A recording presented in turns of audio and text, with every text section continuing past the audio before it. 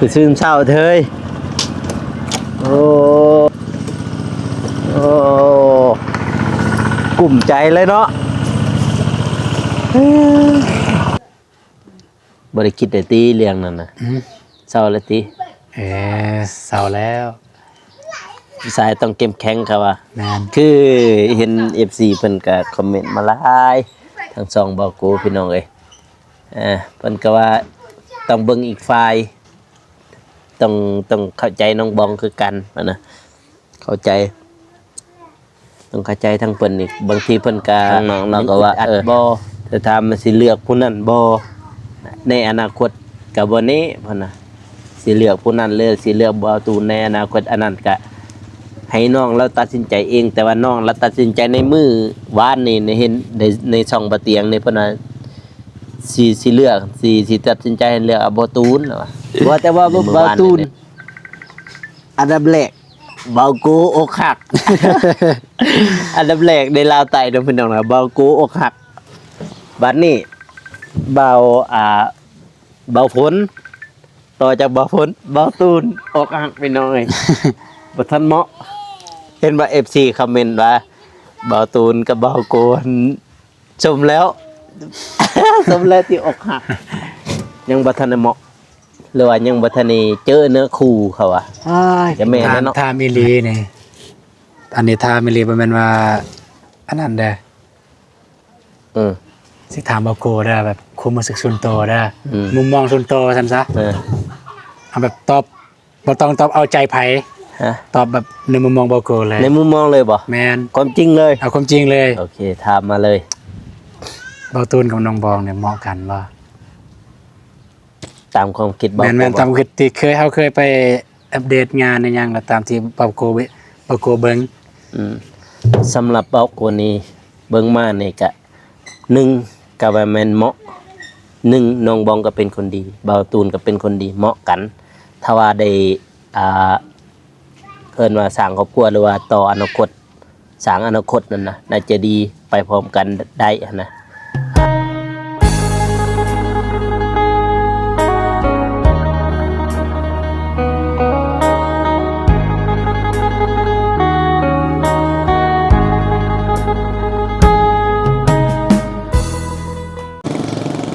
ว่าโตไปน้องไงเนาะ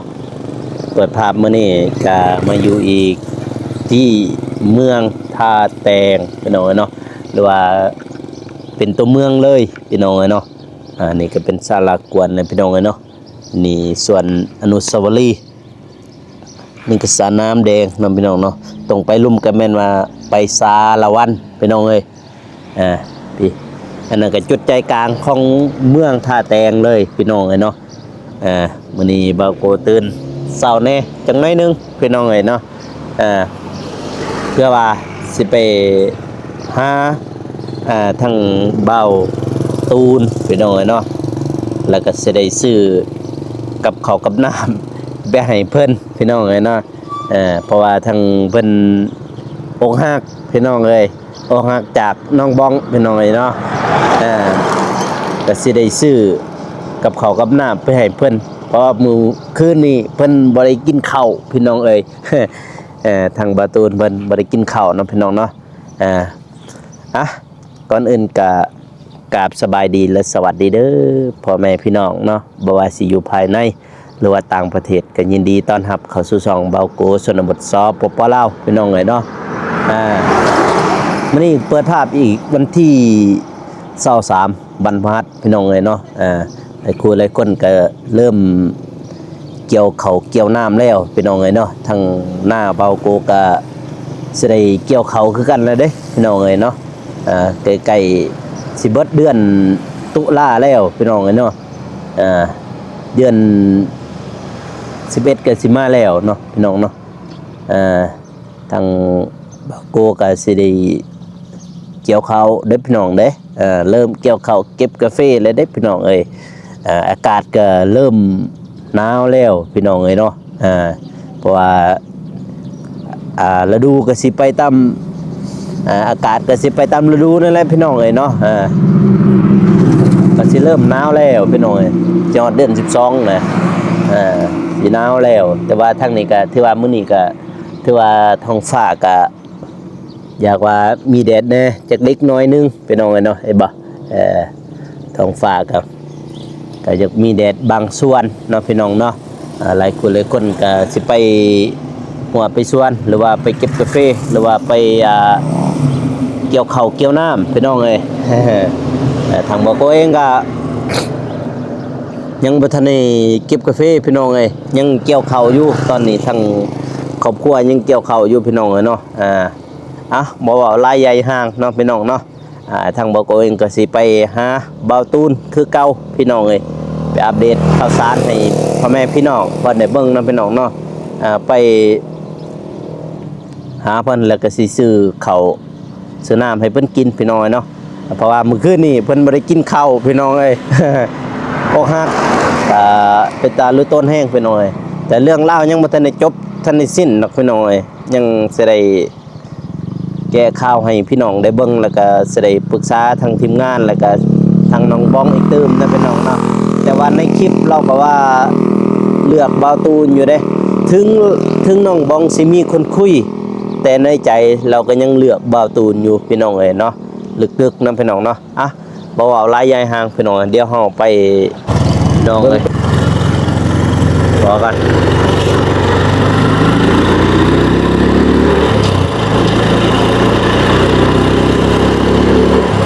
นี่แหละนี่คือวงเวียนเนาะพี่น้องเนาะวงเวียนเมืองท่าแตงเอาสิไปต้องไปนี่แหละพี่น้องเอ้ยตัวซื้อไป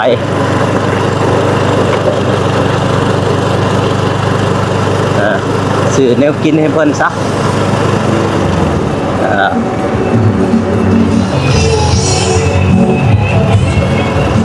อันไหนเนาะคือให้เพิ่นกินนั่นก็บ่ฮู้เนาะพี่น้องเนาะนี่แหละตัวเมืองท่าแตงพี่น้องเอ้ย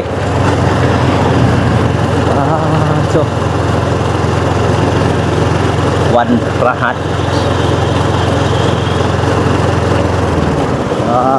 เดี๋ยวสถานีก็ได้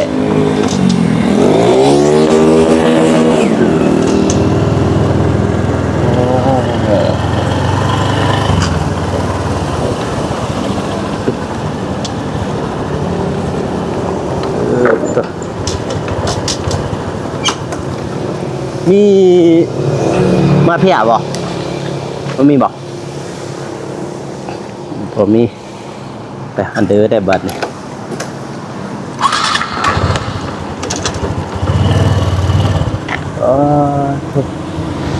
ไปเดี๋ยวซื้ออยู่ที่ห้านสะดวงก็ได้พี่น้องเลยซื้อห้านสะดวงก็ได้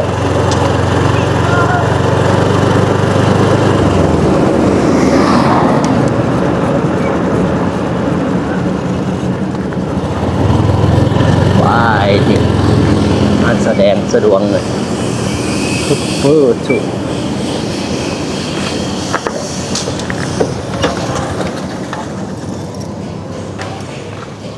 มีมาพี่อาบบ่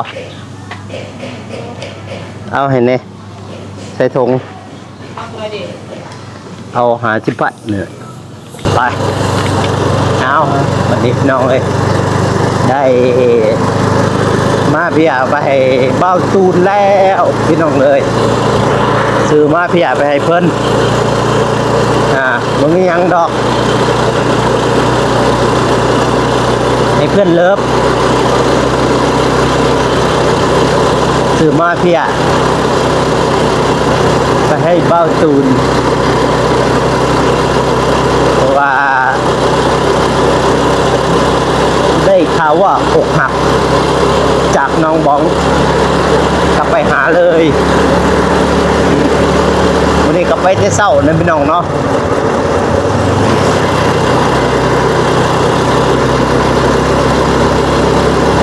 บรรยากาศในเมืองท่าแตงพี่น้องเอ้ยกับบึดหนึ่งแดดบึดหนึ่งคึมพี่น้องเอ้ยบึดหนึ่งแดดบึดหนึ่งห่ม เพราะว่าน่าจะแม่นพายุสิเข้าในมื้อนี้แหละพี่น้องเอ้ยทางลาวใต้นี่เห็นแต่เขาเจ้าแจ้งมาเด้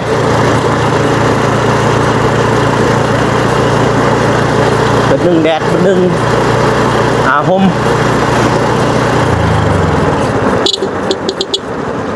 เหมือนอะไรเฮ้ย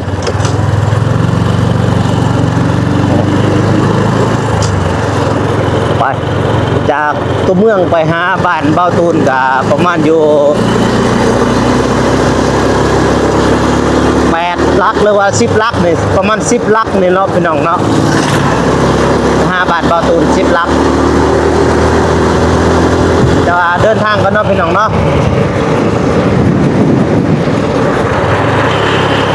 เรามาทางบ้านเบาตูนน้องๆนักเรียนเพิ่นก็ยังเรียนปกติเด้อพี่น้องเด้อโรงเรียนบ้านห้วยดำใหม่พี่น้องเนาะเป็นโรงเรียนประถมสมบูรณ์บ้านห้วยดำใหม่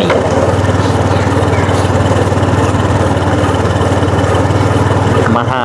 เบ้าตูนคือเก่าคือเดิมคือว่าแลพี่น้องเอ้ยทั้งลาวนี่ใต้นี่ช่วงนี้ก็บางครั้งก็มีแดดบางครั้งก็บ่มีเลยคึมค่ำอยู่จังซี่แหละคือคนองค์นี่ มาหาบ่อตูนเฮาพี่น้องก็ได้ซื้อมาพี่อาไปให้เพิ่นเนาะพี่น้องเนาะก็กินข้าวกินน้ำแล้วยังบ่ฮู้คือกันหาบ่อตูนจากอยู่เหือนอยู่ซานบ่ได้เนาะเหือนซานอย่างบ่คือซื่นเช้าเถยโอ้ติดช้างอยู่นี่โอ้กลุ่มใจเลยเนาะจะได้สบายดีบ่สบายดีอยู่ขึ้นมาดิ ตากแดดบ่โอ้ย หนาว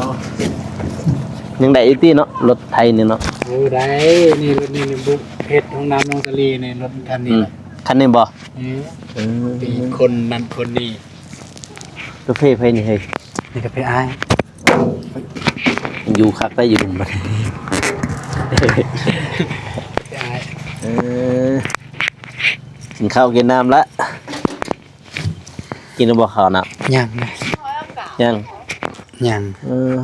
เพราะว่าแต่มื้อคืนพุ่นบ่ทันกินข้าวหมู่ แม่น บ่ทันกิน เมื่ ข้า อ ว วาน แต่ เนี่ย มื้อ ไม่ คื ได้ น คิดยากเมื่อวานเนี่ย กินน้ำตาแทน พอดีคิดยากมือหนึ่ง แน่นอนเนี่ยซื้อมาพี่เอามาให้กินเนี่ย เอาแม่นวะ โอ้ โอ้ ไม่ไว้นี่เฮ้ย ไม่อ้าย ไม่อ้าย แม่นเพิ่นมีแผนสิลงเรียนปีสิมานั่นแหละ มีแผนว่าสิเฮ็ดเรือนใหม่ แม่นสิลงเรียนก็เอิ้นว่าลงเรียนแบบปัจจุบันเนี่ยก็อยู่เรียนหลังเดียวกันนะ แล้วมีแผนสิลงเรียนพวกอ้ายนั่นแหละอ้าย2 คน อันนี้ก็เพิ่นแล้วเพื่อน อันนี้ก็กาแฟอ้ายผู้หนึง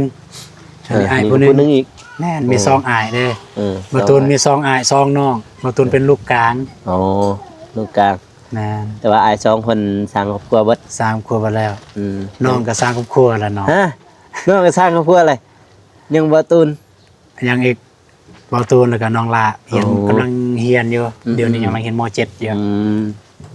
ยังอยู่ดอนซานน่ะมาเลย นั่นแหละ กระแตง แม่นแหละ เฮ้ยพี่น้องเลยมามื้อนี้ก็เสาๆในจักหน้อยหนึง คือกับอากาศเลยพี่น้องเอ้ย บัดบึดหนึงแดดบึดหนึงครึ้มค่ำอยู่ ตากแดดน่ะอย่างนี้นะแม่นแล้วผมเบิ่งทางนั้นติพี่น้องเอ้ย อืม ครึ้มอยู่ทางนั้น มาแต่ไสเนี่ย มาแต่ท่าแตงนี่นะ โอ้นอนตะแตงบ่คืนเลย นอนกับบะเมฆได้อยู่หั่นน่ะ อ๋อ นั่งอยู่หั่นนอนอยู่ห้องพักเพิ่น อืม เด็กเด้ เด็ก เมื่อ อยู่เด็ก อยู่ดึกสิเมื่อก็มันหนาวเด้ แม่นเมื่อวานเนี่ยมันหนาวบ่ตูนบ่ได้อาบน้ำ 18องศาเมื่อวานนี่เด้ถ้าแต่ง18องศาแต่ว่าทางปากซองนี่กลัวได้ ปากซองนี่ปกติแล้วปากซอง บ่ต่างได้ทางปากซองสิสูงขึ้นอีก เลย จากด้านน้ำทะเล แต่ว่าถ้าแต่งนี่ก็ยังบ่ทันรู้ว่าความสูงเท่าใดเพราะว่าบ่ทันได้เบิ่งนี่ เลย อยู่ปากซองนี่สูงอย่าว่าซ้ำๆกับดักจึงพุ่นแหละปากซองความสูงเลยจากหน้าน้ำทะเลนะ คิดว่าปากซองสูงกว่าดักจึงนะคิดว่า สูงกว่าน้อยหนึงตามที่เบิ่งมานะสูงกว่า เพราะว่าในกล่องนี่มันบอกเลยบ่ บอกเลย เท่าใดดักจึงเท่าใดปากซองเท่าใด ดักจึงนี่1,100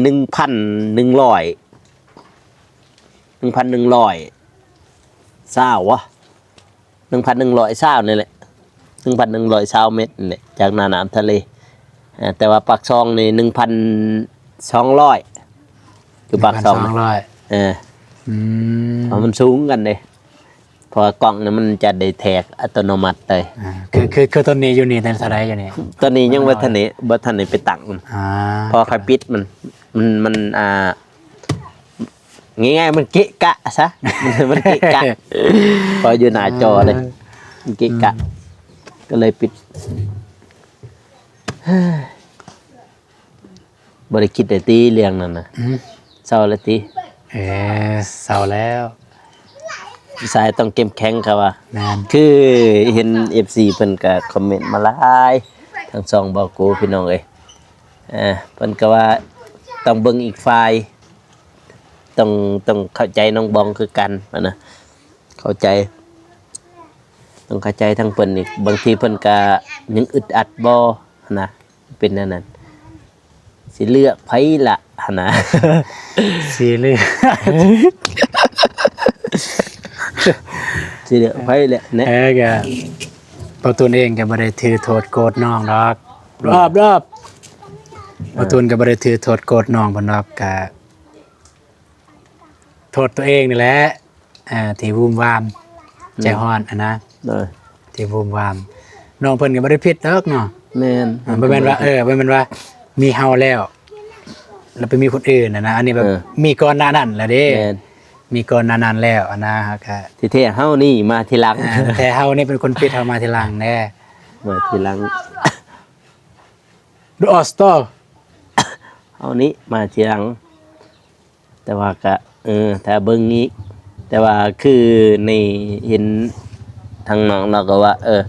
ถ้าถามมันสิเลือกผู้นั้นบ่ในอนาคตก็บ่แน่พุ่นน่ะสิเลือกผู้นั้นเลยสิเลือกบ่ตูนในอนาคตอันนั้นก็ให้น้องเราตัดสินใจเองแต่ว่าน้องเราตัดสินใจในมื้อวานนี่เห็นในช่องบ่เตียงนี่เพิ่นว่าสิเลือกสิตัดสินใจให้เลือกบ่ตูนแล้วว่าในมื้อวานในช่องบ่เตียงแต่ว่าถ้าเบิ่งอีกถ้าว่าเพิ่นเคลียร์กันตกลงกันเรียบร้อยแล้วบ่กับผู้เพิ่นคุยอยู่นี่นะผู้เพิ่นล้มอยู่นี่ถ้าทำสิเป็นแฟนบ่สิก็ยังบ่ทันเป็นพุ่นน่ะกับผู้นั้นหั่นแบบล้มกันซื่อแบบคุยไปซื่อๆหั่นนะบัดนี้ทางบ่ตูนี่บัดนี้นี่ก็ถามว่ามีบ่คุยก็มีเนาะ แต่ว่าตัดสินใจเลยเด้ตัดสินใจเด็ดขาดโดยที่ว่าเลิกล่าซะเนาะมาเลิกล่าก็คือทิมซะผู้ที่เพิ่นคุยนำมันเพื่อสิตัดเอาน้องบองแต่ว่าน้องบองหันยังบ่ทันได้ตัดคนนั้นออกหั่นน่ะก็ยังบ่ทันได้ตัดคนนั้นออกโทรศัพท์ไปบ่น่ะสับข่อยไปเบิ่งสิเบิ่งไผโทรมาทีมงานบ่คันทีมงานก็หาเลยกันบ่ก็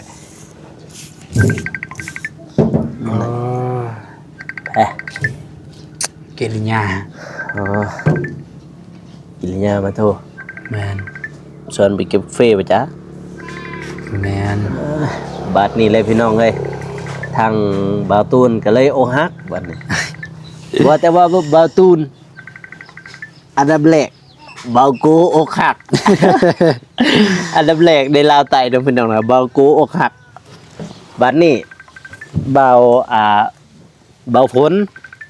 ต่อจากบ่ฝนบ่ตูนออกหักพี่น้องเอ้ย บ่ทันเหมาะเห็นว่า FC คอมเมนต์ว่า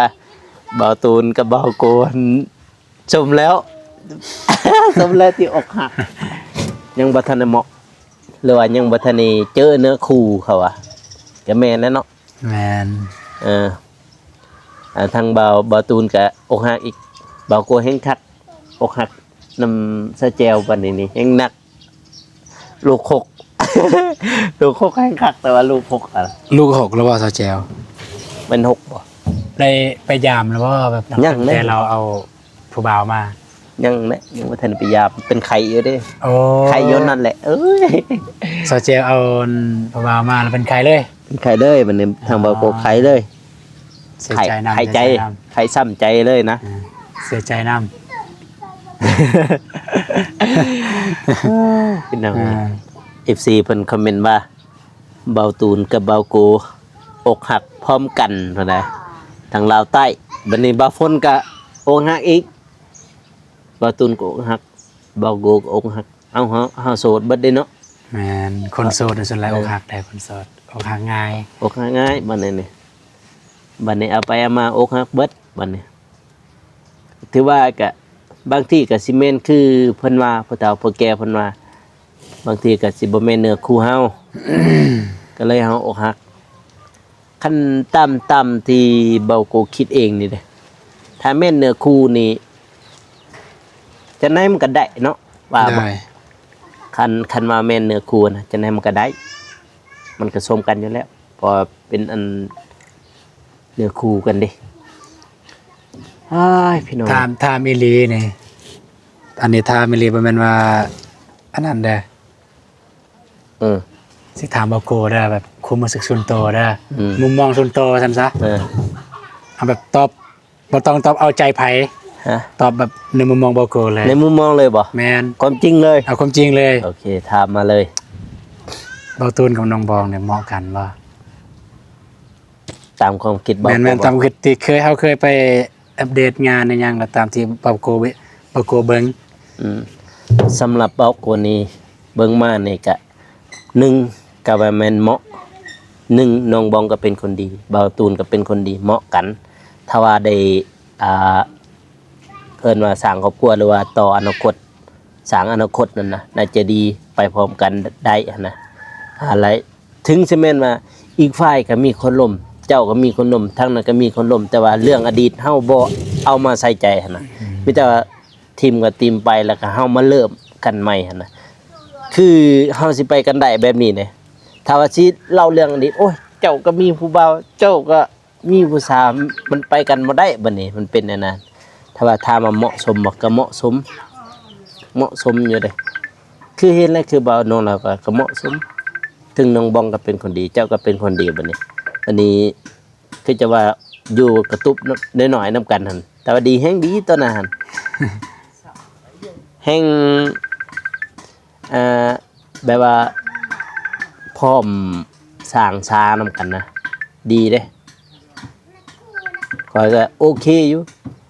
เรื่องความหักกันถ้าว่าพรหมลิขิตนี่สิได้กันหรือว่าเนื้อคู่นะสิได้กันถ้าว่าคันว่าบ่แม่นเนื้อคู่นั่นถึงสิเหมาะสมกันซำใดก็บ่มันบ่แม่นเนื้อคู่เด้มันก็บ่ได้บัดนี้นี่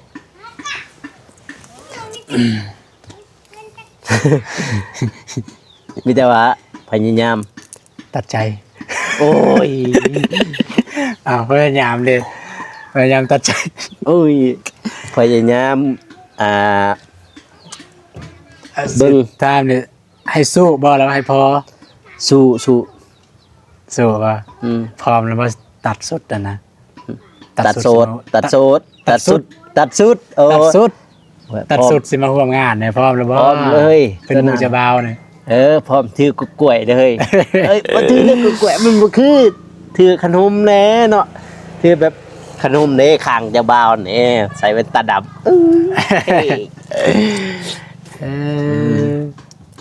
มีแต่ว่าสู้ๆให้กำลังใจนั่นแหละพยายามเฮ็ดให้ดีเฮ็ดให้เขาฮักบางทีก็คือเขาว่าลมกันบ่ทันได้ดนบ่หรือว่าแนวนั้นบ่หรือว่าทาง น้องบองว่าท่านเชื่อใจบ่หรือว่าแนวใดแต่ว่า2คนบ่เจะก็ล่มกันอยู่บ่ ก็ ไม่ได้ลมเรื่องความฮัก บ่ ก็ ได้ ลมเรื่องในเชิงแบบว่า ประมาณว่า อนาคต อายลมน้องแล้วก็อายแนะนำน้องแนะนำเป็นบทเรียนนั้นนี้ เออ แต่บ่ได้ลมแบบ แบบว่าบ่ได้คุยเรื่องความรัก บ่ได้คุยเรื่องความว่าฮักเจ้าเด้อคอยฮักเจ้าได้แบบนี้แต่ลมแบบในเชิงแบบอายผู้หนึงที่แนะนำให้น้องได้น้องบ่ฮู้นะก็แนะนำแบบการปากการเว้าอีหยังบ่การ แนะนำด้วยความดีเนาะ แม่น การแสดงตัวแบบการแสดงเกินไว้หยังวะกิริยามารยาทแนวใด เลย แบบเพชรนาทีบ่นัดนะ เออ แต่ถ้ามาความรู้สึกลึกๆมีบ่ที่แอบคิดก็มียังครับก็มี บัดทางน้องบองนี่ก็มีถามที่เห็นแล้วว่าก็ถามมาเหมาะบ่เหมาะสมกันบ่ก็เหมาะแนวบาตูนก็เป็นคนดีน้องบองเราก็เป็นคนดีบัดนี้ถ้าว่าสร้างครอบครัวหรือว่ามีอนาคตนำกันนั้นน่าจะดีกว่านี้ตามที่ความคิดบ่กลัวได้ตัวนึง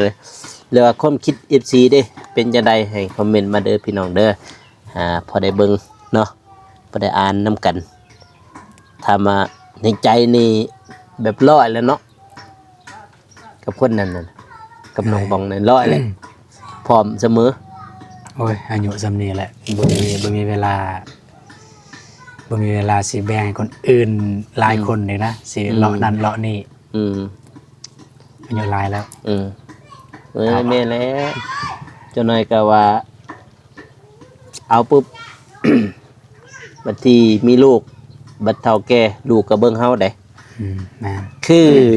พระอาจารย์เพิ่นว่านั้นเฮาได้ลูกเฮามีลูกเฮาก็พึกตนต่อลูกยังน้อยน่ะเฮาพึกตนพฤติกรรมหั่นแหล้วว่าเรือสร้างความรักความแพงต่อลูกหั่นน่ะบัดนี้ลูกใหญ่มาบัดนี้ลูกอีกเด้สิพฤติกรรมต่อพ่อแม่บัดนี้นี่มันเป็นจังซั่นบัดนี้ยามจะเฒ่าแก่ซุมื้อจะเฒ่าแก่ก็ลูกอีกเบิ่งเจ้าตอนจะเฒ่าแก่ตอนยังน้อยเจ้าแลเบิ่งลูกตอนยังน้อยมีแต่เจ้าเบิ่งลูกกับพ่อแม่เบิ่งลูกบัดนี้ใหญ่มาลูกใหญ่มาแล้วก็ลูกอีกเบิ่งเฮา คำถามว่าคือความพร้อมเลยเนาะบางตัวนี่เคยเว้านำซองบางเตียงแบบว่าใจนะใจเขาพร้อมแล้วว่าอายุสำเนียนะอายุเกษียณสำเนียเขาพร้อมแล้วที่จะมีครอบมีครัวใจเด้แต่ว่าเงินใครเขายังบ่ได้ยังบ่มีนะ เงินครับ เงินใครแม่นเงินคำแล้วก็ซองมากับบอนทีก็เอิ้นว่าบอนทีห้องรับสมมุติน้องเพิ่นมาอยู่นำแล้วสิอยู่ไสคือตอนนี้เฮาก็ยังอาศัยนำพ่อแม่อยู่นำไอ้น้องอยู่นำกันอยู่ แม่นอันนั้นตัวนั้นคอยก็คิดคือกันในเรื่องคอยก็คิดคือกันอย่างน้อยๆเนี่ยมันแม่นอยู่เฮาอยู่นำพ่อแม่นำเอ้ยเนาะอย่างน้อยๆเฮามีกระต๊อบน้อยๆซะกระต๊อบน้อยๆแต่อย่างว่าบ่แม่นเฮือนก็อย่าเป็นกระต๊อบน้อยๆหรือว่าเป็นกระต๊อบน้อยๆแล้วขายเครื่องขายของเฮาเอาเมียมาปุ๊บมาอยู่นำพ่อแม่จักเดือนนึงละ2เดือนแล้วก็ไปอยู่หันเลยก็ได้แบบนั้นนะก็ยังดีอันนี้แบบบ่มีเลยคือกันนะคือกันคือจะว่าแต่ก่อนนั้นแต่ข่อยยังบ่ทันเห็น YouTube อีหยังข่อยเฮ็ดบาสต้ากาแฟเป็นบาสต้าคนชงกาแฟนะอยู่หาดบางคนขายหรือว่าทางป่าข่อยให้ข่อยเอาเมียบัดนี้คือข่อยเอาเมียข่อยเอาได้เอาได้เมียบัดนี้เมียสิมาอยู่นำข่อยแล้วสิเอาหยังให้เขากินแม่นแล้วสิเอาหยังให้ไปสร้างประชานำกันนี่เฮาโดยยังบ่ทันได้มีตัวตนหั่นน่ะหรือว่ายังบ่ทันได้มีอีหยังเป็นของตนเอง ยังอาศัยอ้ายเอ้ยน้องยังใส่พ่อแม่ยังใส่พ่อแม่อยู่นะตัวนั้นแหละตัวยังบ่ทันเอาเมียเลยเฮาบ่ทันมีเป็นของตนเองซะคันมีของตนเองบางทีสวนตอนนึงบ่ ไล่หนึงบ่จังซั่นเฮาสร้างเฮาซาเพิ่นสิได้เมียก็เฮาก็ไปเฮ็ดตอนนั้นซะพอได้แนวอยู่แนวกินในชีวิตประจำวันไปจังซั่นนี่ยังบ่ทันมีเลย แต่ถ้าว่าผู้หญิงเขาแนวได้ก็ว่ารับได้เจ้าอยู่น้ำพ่อน้ำแม่น้ำเอื้อน้ำอายจะสิอยู่แย่กันเฮือนน้อยๆค่อยก็อยู่น้ำเจ้าได้เอาเลย เอาเลย สมมุติว่าอยู่ในใดก็ได้เจ้าอยู่ในใดเขาก็อยู่ได้เจ้าแย่กันนอนสอดกันแย่กันจังซี่เฮือนน้อยๆค่อยอยู่น้ำเจ้าได้ค่อยพร้อมไปสู่น้ำเจ้าพร้อมไปหาเงินหาคำสร้างแล้วก็เอามีเงินมาจึงไปเฮ็ดเฮือนใหม่โอเคเอาเลย ตัวนั้นแหละเขาสิว่าพิสูจน์ฮักแท้ แม่นเอาเลย ว่าไผสิฮักเฮาแท้ตอนที่เฮาลำบากไผสิอยู่เคียงข้างเฮาตัวนั้นแหละเฮ้ยพี่น้องเอ้ยมื้อนี้ก็มาหาบ่าวตูนอีกบ่คิดเด้อเรื่องนั้นเด้อถือว่าทางน้องเพิ่นเองก็ยังมีใจอยู่พี่น้องเอ้ยยังมีใจอยู่ยังมีใจให้บ่าวตูนอยู่แต่ว่าตามที่ค่อยได้ยินมาเมื่อวานนี่แหละผู้บ่าวคนบ้านเดียวกันอย่างนั้นแต่ว่าคือน้องอำพรเพิ่นว่าหั่นแต่ว่าเพิ่นก็บ่ได้จริงจังอีหยังนำกันติขอบคุณนะครับบ่ได้จริงจังอีหยังนำกันหน่อยบ่าวตูนนี่มีพิเศษถ้าว่าเหมาะสมก็เหมาะสมเลยตูนเลยเฮาเสียอยู่เด้มันมาแหละตัวปุ๊บมาปั๊บเมื่อกี้น้องสายฝนเนาะ แม่นน้องบ่ฝน น้องบ่ฝนพี่น้องเอ้ยเพื่อนกันนี่แหละกับบ่ตูนนี่หมู่กันเพื่อนกันนี่แหละมามาหาเพิ่นคือเก่าพี่น้องเอ้ยเนาะมาอัปเดตข่าวสารให้พี่น้องเพิ่นแต่ว่าโศกเศร้าคือเก่ามื้อนี้นี่บ่ได้โศกแล้ว บ่ได้โศกแล้ว บ่ได้โศกแล้วแข็งแรงเนาะแข็งแรง ดูผู้ชายพี่น้องเอ้ยอก4ศอกไว้อีหยังใส่อก4ศอกโศกเศร้าไปนำกันแต่ว่าอกหักบ่าวตุนก็อกหักบ่าวกูก็อกหักเฮาบ่โกอกหักคือกันอกหักจักอกหักนำผู้ใดดอกเอ้ยบัดนี้ก็ได้ซื้อมาพี่ใหญ่เพิ่นพี่น้องกันเนาะเป็นบ่ทันได้กินข้าวกินน้ำใจหลายๆเด้อบ่โกได้เลยซื้อมาพี่ใหญ่เพิ่นซะว่าบ่กินข้าวแต่คืนยังแต่คืนนี่มันแม่นมันจะมาไปหากินข้าวกินน้ำแล้วกินข้าวกินน้ำเนาะพ่อแม่ไปซั่นนี่เฮ้ยพ่อน่ะไปแต่โดนแล้วไปใช่ไปอยู่ไปเป็นทหารไปแต่โดนแล้วบ่กลับมาเลยพอแม่เนี่ยเก็บกาแฟอยู่นี่เพิ่นเก็บนี่แม่นพอดีแล้วเนาะเก็บกาแฟบ่ตูนบ่มื้อนี้นี่อยู่ลังนี่บ่เฮ้ยโดยนี่แหละอยู่นี่แหละมาแล้วมาเก็บซอยเนาะเก็บได้แล้วกินข้าวกินน้ำเนาะเด้อได้แม่นมาเก็บซอยขายแล้วพอได้พอได้กินสิดาดดูแลแกซิ่งก็บ่มีหยังพี่น้องเอ้ยมาหาเพิ่นคือเก่ามาอัปเดตมาเป็นกำลังใจให้เพิ่นนำพี่น้องเนาะครับใจบ่อยากให้เพิ่นคิดหลายยันคิดหลายเด้เรื่องนะหั่นก็คือ FC เพิ่นก็ว่าคอมเมนต์มันหลายเด้เพิ่นก็เบิ่งทาง2ฝ่ายเพิ่นว่าเรื่องอดีตถ้าคือน้องบองเพิ่นจังได๋เพิ่นก็มีใจให้บ่ตูนอยู่แล้วเพิ่นนี่เพิ่นเลือกบ่ตูนอยู่แล้วเต็ม100ก็ให้10หยอกเด้อพี่น้องนะเต็ม100ก็ให้100เพิ่นน่ะเด้อพี่น้องเนาะเต็ม100ก็ให้100ทางนี้บ่ตูนก็100อยู่แล้วนะพี่น้องนะพร้อมอยู่แล้วพร้อมแต่งพร้อมสร้างครอบครัวกับน้องบองนำพี่น้องเนาะมีแต่ว่าทางบ่โกกับบ่ตูนก็บ่มีหยังน้องพี่น้องเนาะก็สิได้จบคลิปก็อย่าลืมฝากกดไลค์กดติดตามเพื่อเป็นกำลังใจให้ทั้ง2คนเด้อพี่น้องเนาะวันนี้เฮาไปใช้ต่อบัดนี้ก็กินข้าวกินน้ำแล้วกับ ว่าสิไปอัปเดตบ้านน้องก็เลยเพราะว่าดนแล้วบ่ได้เข้าไป แม่น ทาง แล้ว FC ก็ยันว่าสิเบิ่งว่า น่าจะแล้วเนาะเฮือนเนาะ เฮือนใหญ่แล้วแต่ว่าสิไปอัปเดตเบิ่งเฮือนครัว เพราะว่าได้ยินข่าวว่าน้องก็เลยว่าบ้านเพิ่นบ้านน้องก็เลยแหละบ้านเบิดบ้านเลย เออ สิคลำบัดนี้คันคลำแหละ สิหยุดเนาะ หยุดเลยไปแล้วบ่สามารถจับต้องเฮือนซานบ้านซองได้แล้วบ่สามารถเฮ็ด เออ เพราะฉะนั้นน้องก็เลยว่าเพิ่นอยากเร่งให้มันแล้วเฮือนครัวแล้วก็จึงขึ้นไปอยู่จึงสิไปอัปเดตนะ โอเคก็มีแต่ซ้ำนั้นเนาะพี่น้องนะแล้วกินข้าวกินน้ำเฮาก็สิไปหาเฮือนน้องกันเด้ยไปอัปเดตข่าวสารให้พ่อแม่พี่น้องเพิ่นได้เบิ่งเนาะก็รายมื้อรายวันน่ะได้ที่เบาโกเองก็บ่ได้เข้าไปทางนั้นคือกันเด้หลังจากที่ว่าเป็นไข้บ่สบายนั่นน่ะมื้อนี้มาก็เลยมีเวลาสิได้เข้าไปเนาะพี่น้องเนาะก็จะประมาณนั้นเนาะพี่น้องเลยเนาะทางเบาโกกับเบาตูนก็สิได้จบคลิปไว้เพียงเท่านี้เนาะพ่อแม่พี่น้องเนาะก็อย่าลืมฝากกดไลค์กดติดตามเพื่อเป็นกำลังใจให้สองคนเด้อพ่อแม่พี่น้องเนาะสำหรับคลิปนี้ขอกล่าวคำว่าสบายดีพี่น้องเอ้ยแล้วเจอกัน EP หน้าเนาะบ๊ายบาย